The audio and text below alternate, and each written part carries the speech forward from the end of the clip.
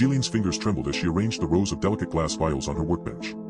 The fluorescent lights above seemed to hum in tandem with the whirring of the centrifuge beside her, casting an otherworldly glow over the sterile laboratory space.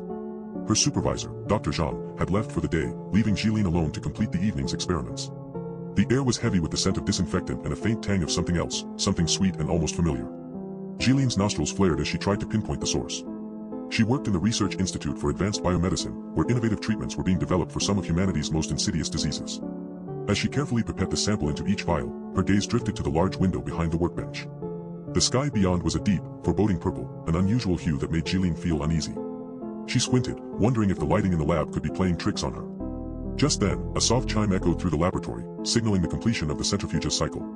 Zhilin turned back to her workbench and was startled to see that one vial had been replaced with an identical container bearing only a single word, control.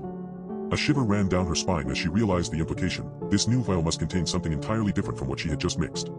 Her eyes darted around the laboratory, half expecting someone to emerge from the shadows and provide some explanation. But she was alone. Zhilin's breath caught in her throat as she felt a creeping sense of dread that seemed to seep into every pore. Something fundamental about this place, or herself, had shifted, ever so subtly. The centrifuge whirred on, oblivious to Zhilin's growing unease. She stood frozen, her eyes locked on the strange vial as if willing it to disappear. But the word, control, remained etched on its surface, pulsing with a faint blue glow that seemed to draw her in like a morbid fascination.